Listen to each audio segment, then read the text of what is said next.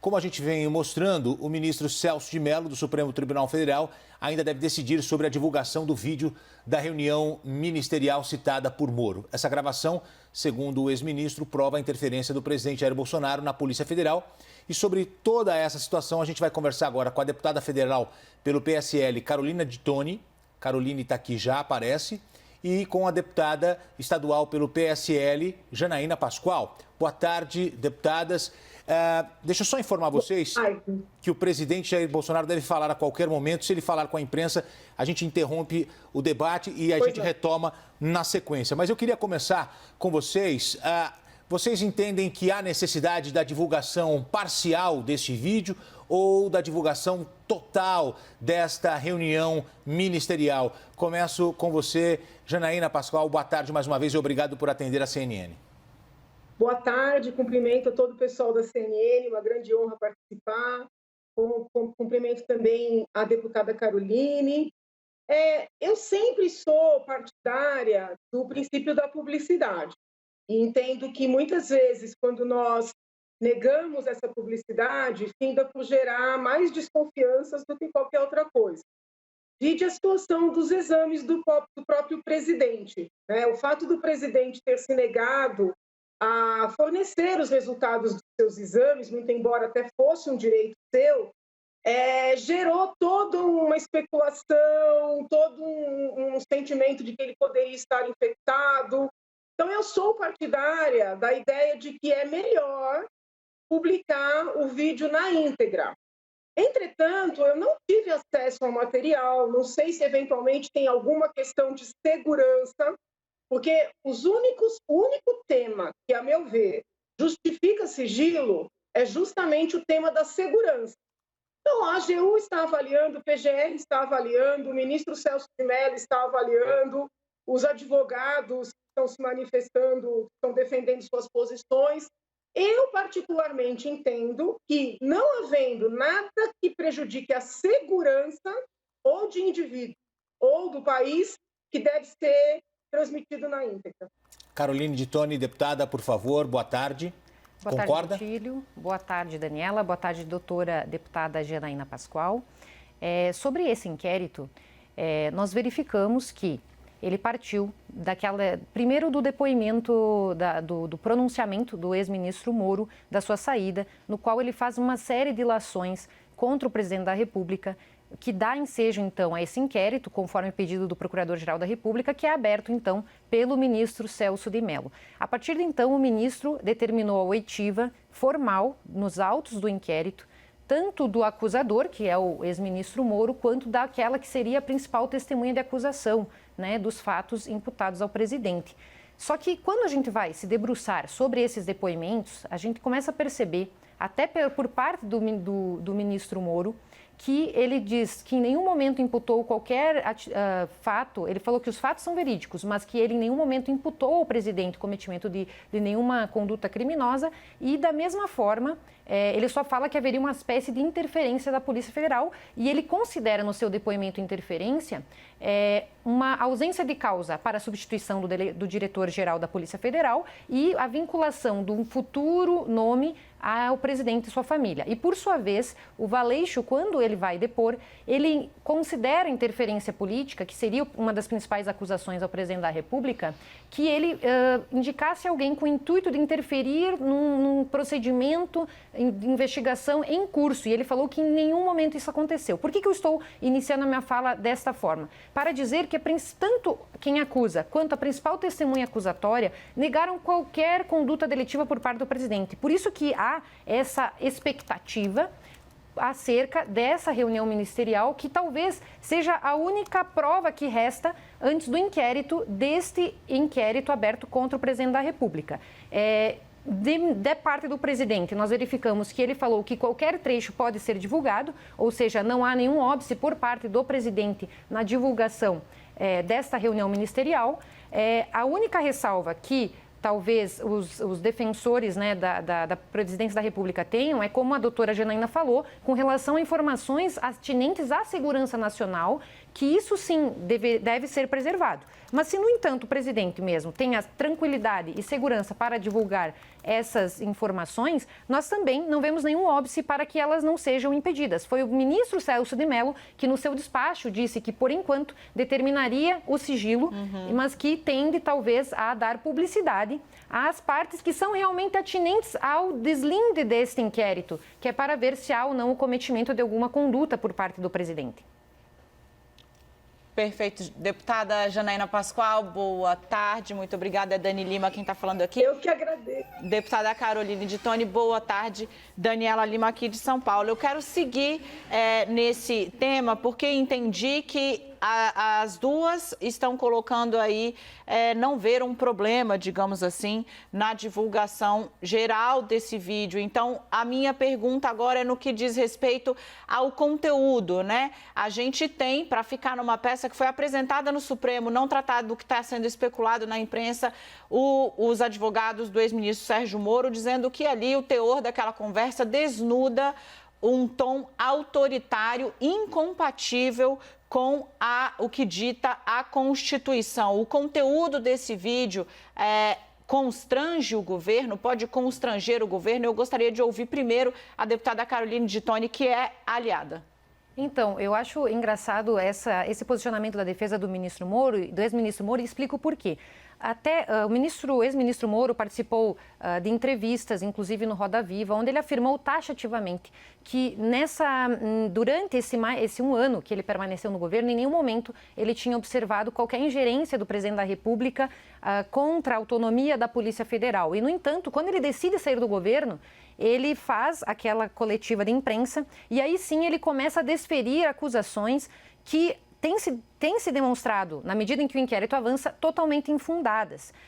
Chegando a comparar, e aí até peço que a Janaína também comente sobre isso, comparar o governo Bolsonaro com o governo do PT, dizendo que no governo do PT não haveria qualquer interferência da polícia, quando todos nós sabemos do esforço que teve durante o governo Dilma, por meio do ministro Cardoso, para tentar barrar a Lava Jato de todo jeito. Então, quando ele começa a partir para esse tipo de acusações, a gente percebe que há um distanciamento jurídico e até uma incoerência das falas dele, para se aproximar a talvez uma pretensão política que não é, que a gente não quer impedir, se ele tiver vontade, está livre, nós vivemos uma democracia, mas essas incoerências a gente começa a perceber. Esse tom autoritário, a gente de forma nenhuma tem percebido no presidente Bolsonaro, e dou aqui exemplos concretos do que tem acontecido ultimamente.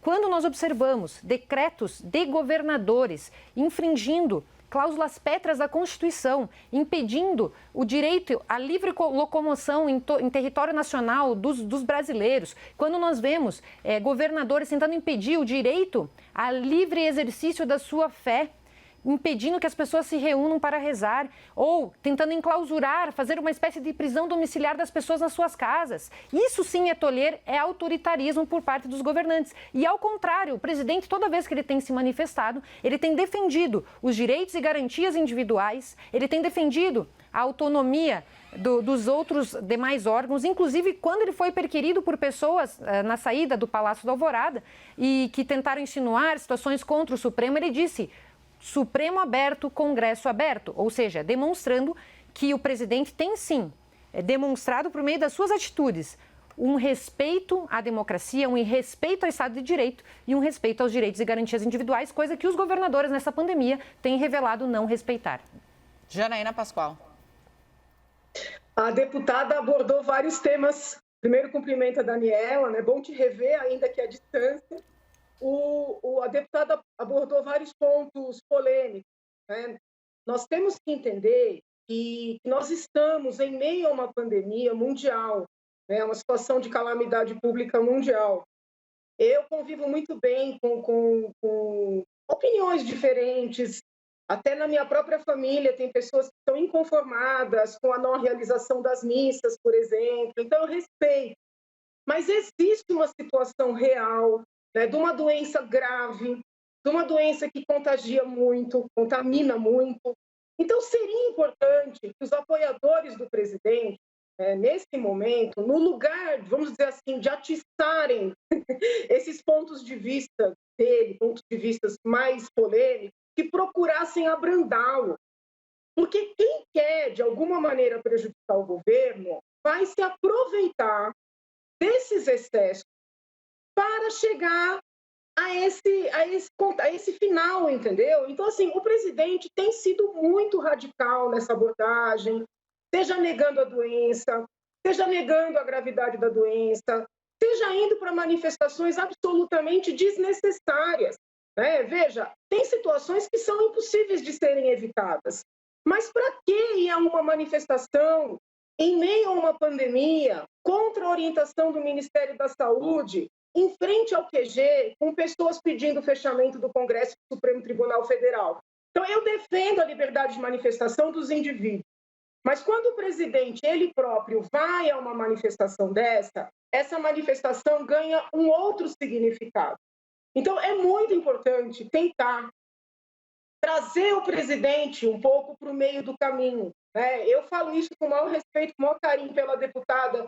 O intuito aqui não é agredir, não é atacar, muito pelo contrário, é tentar ponderar, porque se nós formos para um excesso, para um cabo de guerra de lado a lado, a tendência é o pessoal do presidente perder, porque ele já não é querido nos meios de comunicação, ele não é querido entre os formadores de opinião, ele não é querido nas universidades. Para derrubar o PT, eu precisei mostrar uma infinidade de crimes do ponto de vista do direito penal. Eu precisei enfrentar todos os formadores de opinião, que foram 13 anos, né? Para enfrentar alguém de que, assim, os formadores de opinião já não gostam, basta uma reunião com um monte de fala amalucada, que é o que parece que aconteceu ali no dia dessa tal reunião, né? Que agora todos nós, ao que parece, poderemos desvendar.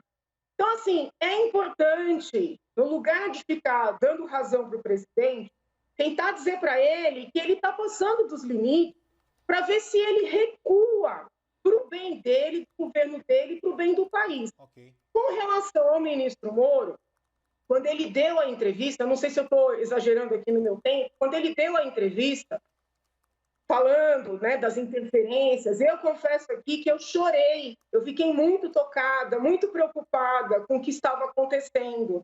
No entanto, conforme os depoimentos vão sendo prestados por pessoas absolutamente alheias ao próprio presidente, a gente vai percebendo que não há, né, esse cenário que nós imaginávamos, por força da manifestação do ministro no primeiro momento, que havia.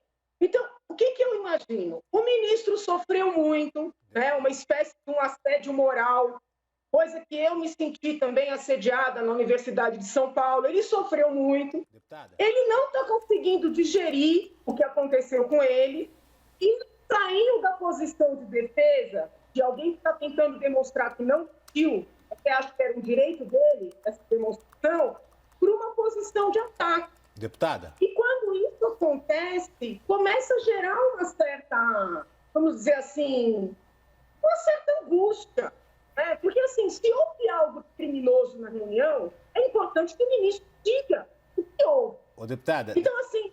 Deputada Janaína. Estou estourando meu tempo, né? Então, só para equilibrar o tempo, eu tenho que passar o mesmo tempo agora para a deputada Caroline de Toni. Deputada Caroline, o presidente está passando dos limites?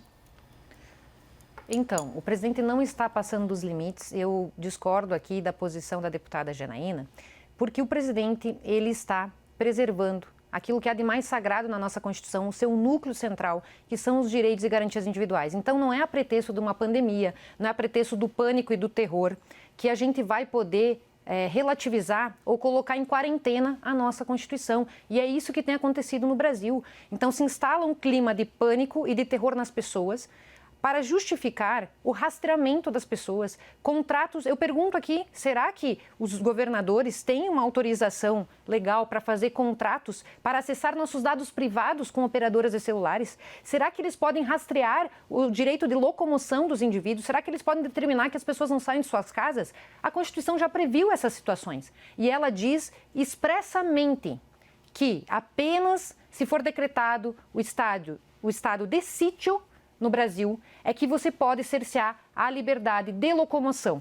No entanto, Isso quem decreta é o presidente da República. No entanto, o presidente da República não decretou um estado de sítio, nem de defesa e nem de sítio, que seria ou no caso de uma extensão do estado de defesa ou no caso de guerra declarada. E isso não está acontecendo. Então, o nosso presidente, ao contrário, ele tem, talvez sim, ele tenha sido muito criticado, tem sido criticado pela mídia e pelas universidades ou ditos especialistas. No entanto, o povo está vendo o que está acontecendo. O povo está vendo que as suas mais sagradas liberdades, porque nós vivemos num Estado democrático de direito, estão sendo tolhidas por governadores. E é por isso que o presidente da República está certíssimo e tem o apoio popular. Agora, eu sou testemunha. Numa das últimas manifestações, não essa desse final de semana, na outra, eu estava aqui em Brasília e eu fui para a rua para ver qual era o clamor do povo, porque somos representantes do povo aqui em Brasília, e quem ligou para o presidente ir à manifestação foi a deputada Bia Kicis. Ela ligou e disse: ó, presidente, tem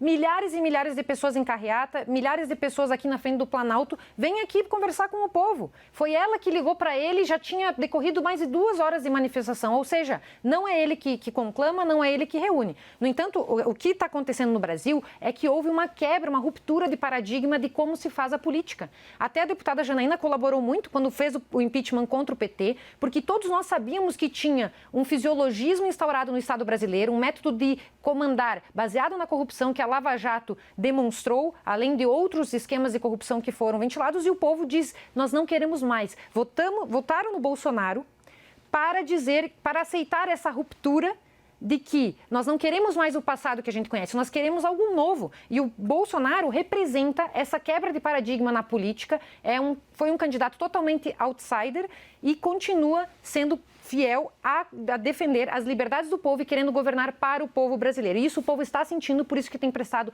esse apoio. Cada vez que ele é atacado, o povo vai às ruas e demonstra esse apoio. Ou seja, ele está demonstrando a legitimidade popular do presidente regularmente eleito. O que nós também não podemos aceitar é talvez essa ingerência de outros poderes, é a quebra da independência dos poderes, como tem acontecido, mas o povo está atento a isso também. Deputada Janaína. Eu respeito, mas eu fico sempre preocupada com essa coisa do povo, sabe? Porque isso era muito discurso petista também, né? O povo está com os presidentes ou com a presidente, o povo. A gente tem que lembrar que muitas vezes o discurso do presidente, ele é ambíguo.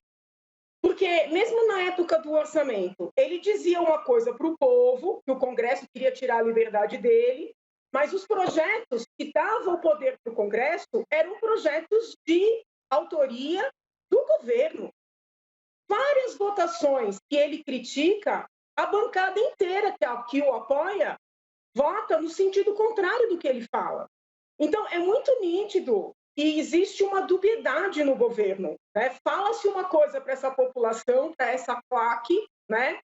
Cega, tão cega quanto a claque do PT, e eu acho que a minha luta toda não foi para sair, né, de um ambiente de cegueira deliberada para um outro ambiente de cegueira deliberada, e para dentro, né, os movimentos são outros. O próprio filho dele votou contra o poder dele sobre o orçamento. Então, assim, e quando foi interessante, faltou na votação. Então, acho que a gente tem que ter essa honestidade, porque foi por essa honestidade que a gente brigou, né?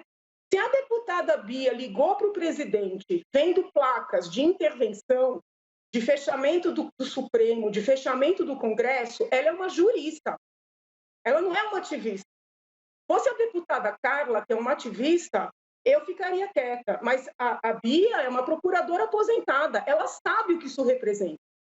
Se ela fez isso, ela colocou o presidente numa cilada. Ela não é aliada, porque um aliado preserva o presidente, um aliado aconselha, um aliado orienta, um aliado trabalha para que ele faça o correto, para que ele não caia. Um aliado não fica com loucura, como o que eu estou vendo nos últimos tempos, pessoas cegas, pessoas aplaudindo qualquer coisa. Então, assim, a gente quer ajudar, mas fica difícil, porque eu avisei na convenção do PSL. É um comportamento igualzinho ao dos petistas. Então, do ponto de vista do crime, esse inquérito, por enquanto, não tem crime nenhum. Eu tenho que falar porque eu sou uma professora de direito, né? Estou fazendo uma análise técnica. Mas é muito duro a gente ter que defender um governo de pessoas absolutamente impermeáveis a qualquer diálogo. A Constituição garante o direito de ir e vir, mas também garante o direito à vida, o direito à saúde. Todas as democracias estão ponderando esses direitos, né? Não é só no Brasil. Nós podemos debater, está havendo exagero, já era hora de abrir. Ótimo, eu também tenho alguns pontos a destacar. Mas não é possível querer dizer que na Itália, na Espanha, na Alemanha, nos Estados Unidos, houve isolamento e isso era antidemocrático? Ou será que todo esse povo quer derrubar o Bolsonaro? Então, por força desse exagero, está se abrindo caminho para ter argumento para efetivamente derrubar. Porque são pessoas tão cegas, são pessoas tão radicais, tão agressivas, né, que é difícil a gente defender. Entendeu? Então, agora um monte de gente vai fazer pedido de impeachment. Eu não estou vendo elemento técnico para isso. Mas como é que eu saio na defesa se o autoritarismo é algo que é nítido? Perfeito, deputada. Deixa eu devolver a palavra à deputada Caroline de Toni. Deputada, primeiro, é novo petismo, digamos assim, e a senhora reconhece esse condão autoritário, esse radicalismo, essa cegueira que foi mencionada pela deputada Janaína Pascoal? Então, eu gostaria de rebater essas falas da deputada Janaína, por quê? Em primeiro lugar, o PT se caracteriza por uma ruptura de todos os valores que formam a nossa civilização. E o povo que votou, e também tinha como método de administração do Estado a corrupção. O governo Bolsonaro, por sua vez, se elegeu sendo ele era um deputado de baixo clero do Congresso Nacional, ou seja, totalmente fora de todo e qualquer esquema de corrupção. Ele se elege por dois motivos. Primeiro, por ser um candidato honesto, e um ano de governo nós verificamos que não há nenhum esquema de corrupção no governo Bolsonaro, e não foi verificado, tanto que os ministros foram indicados por serem técnicos, tudo aquilo que ele prometeu ele vem cumprindo.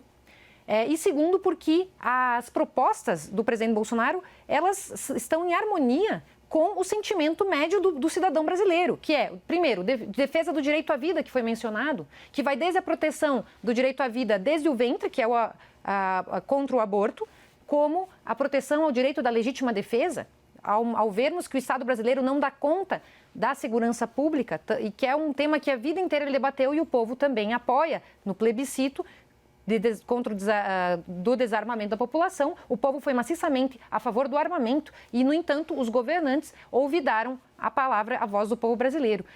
Ademais, o presidente defende a família, é contra a ideologia de gênero, como é também a maior parte dos cidadãos brasileiros, que são cristãos, que defendem a família. Entre outras pautas, a diminuição do Estado. Nomeou o Paulo Guedes para fazer essa diminuição do Estado, dos gastos públicos e tudo mais. Enfim, o presidente Bolsonaro tem demonstrado, dentre esses e outros motivos que argumentei, que nós somos radicalmente contra todos os valores que o PT defendia e também contra a corrupção, como tem sido demonstrado cotidianamente no seu governo. Também discordo aqui da fala da deputada Janaína, quando ela fala que por ter meia dúzia de placas pedindo intervenção, não era o sentimento da maior parte dos manifestantes. Estive na manifestação e fui conversando com as pessoas e a única mensagem das manifestações era: deixem o presidente governar. Apoiamos o Bolsonaro, deixe ele governar, parem de atrapalhar. Cada dia, com todo respeito à grande mídia, cada dia pegam uma palavra, um sentido, distorcem para tentar jogar o povo contra ele, mas não tem resolvido. O povo está indo às ruas para dizer: nós apoiamos o presidente. Então isso é cotidiano também. Essa generalização eu acho muito perigosa, de comparar o incomparável. Nós somos a maior parte do povo brasileiro, que apoiamos o presidente por ele estar cumprindo as suas promessas, por ser conservador, como é a maior parte do povo. Então, eu discordo veementemente disso. E chamar os 57 milhões de votos, que talvez muitos se dispersaram, porque muitos eram lavajatistas, etc., mas dizer que as pessoas que votaram no Bolsonaro são um PT invertido, eu acho que é uma ofensa ao povo brasileiro. E eu quero aqui desagravar o povo brasileiro dessa fala da deputada Janaína. Nós temos poucos minutos aqui, foi ótima a conversa, então eu vou pedir para que a deputada Janaína Pascoal e a deputada Carolina de Toni preparem aí as suas considerações finais. Mas olha, ontem eu precisei mostrar aqui o cronômetro no celular, é 1 minutinho para cada uma, senão a gente estoura nosso tempo. Como a Carol de Toni estava falando, nós vamos falar com a Janaína Pascoal. Deputada, a senhora consegue? 1 minutinho. Sim, muito obrigada. Cumprimento a deputada Caroline, cumprimento todo o pessoal da CNN, aqueles que nos acompanham, e digo, eu não estou contra o governo, eu estou a favor. Eu também defendo a vida intrauterina, defendo a família, defendo os valores todos que elegeram o presidente, mas eu não defendo o pensamento único, eu não defendo a imposição de pensamentos, eu não defendo as pessoas serem destratadas, difamadas por divergirem. Eu entendo que o Ministério é técnico, mas não adianta o Ministério ser técnico se no final o presidente bate na mesa e diz: aqui quem manda sou eu, não importa o que você estudou. Então, quando eu faço essas críticas pontuais, o intuito é de corrigir para o bom sentido, né? O intuito é de que dê certo. Não é de desmerecer. Eu me levantei contra o PT muito por causa dos crimes, mas muito por causa do autoritarismo. E seria bom o pessoal que está mais próximo do presidente fazer aí uma autoanálise, avaliar, né? Se colocar no lugar do outro e pensar, será que uma pessoa como a Janaína é esquerdista? Será que ela é comunista? Será que ela é contra a proteção da vida, mesmo que foi no Supremo defender a não despenalização do aborto? Né? Por que será que ela está falando disso? Essa autoanálise talvez ajude o nosso presidente. Perfeito. Muito obrigada. Obrigada, deputada. Foi 1 minuto e 20. Carol de Toni, vou dar o mesmo tempo para você, zerado. Pode falar. Primeiro, eu quero cumprimentar, então, Gotílio, Daniela e a deputada Janaína, agradecer por esse debate, que foi um debate muito respeitoso, né, e cada uma colocando as suas divergências com respeito. Vou levar essas suas críticas construtivas ao governo, tá, deputada Janaína, e considero, assim, da minha experiência dentro do governo, todas as vezes que eu falei, fui ouvida e as minhas críticas foram levadas em consideração. Então, sendo vice-líder do governo Bolsonaro, tenho percebido a melhor das intenções do nosso governo, do nosso presidente. Esse jeito peculiar dele era um jeito já conhecido e ele continua sendo a mesma pessoa. E eu vejo um ponto positivo nisso porque isso nos mostra a transparência, a originalidade e a autenticidade do nosso presidente. Então, muitas vezes ele é mal compreendido, mas para mim o que realmente importa é, na prática, quais são as decisões que ele tem tomado dia a dia. E dia a dia a gente tem conferido que, frente aos decretos inconstitucionais, que eu considero também como jurista, frente aos decretos constitucionais dos governadores, tem defendido a liberdade. Frente ao combate à corrupção, tem defendido o combate à corrupção.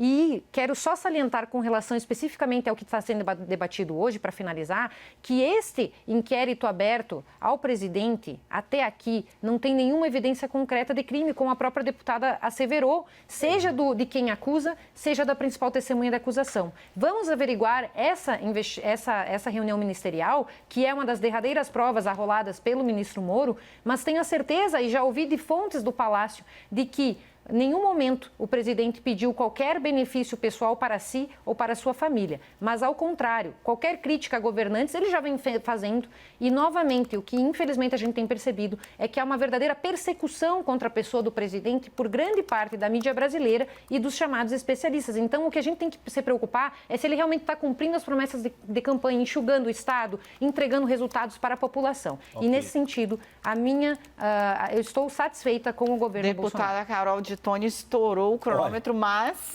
Deixa eu fazer um pedido. Será que eu posso fazer mais uma pergunta para vocês? De quebrar o protocolo aqui, a gente combinou de encerrar, mas surgiram aqui outras perguntas.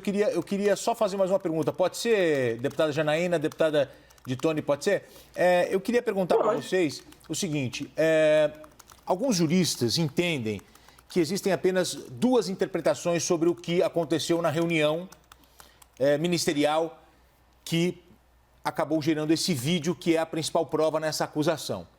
ou o presidente Jair Bolsonaro não disse nada que possa ser entendido como interferência na Polícia Federal, ou ele disse, e aí todos os ministros de Estado teriam prevaricado, porque viram uma tentativa de interferência e não fizeram nada.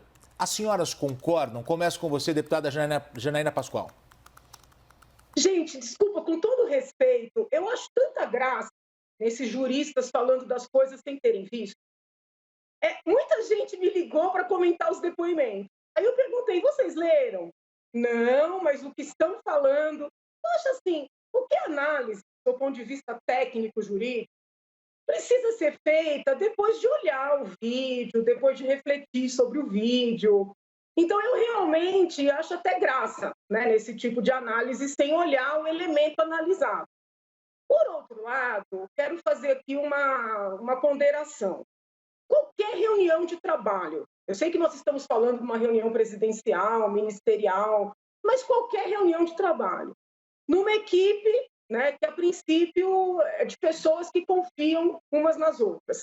Vai ter piada, vai ter gracejo, vai ter fofoca, vai ter ofensa entre as pessoas que estão ali ou com relação a quem está fora.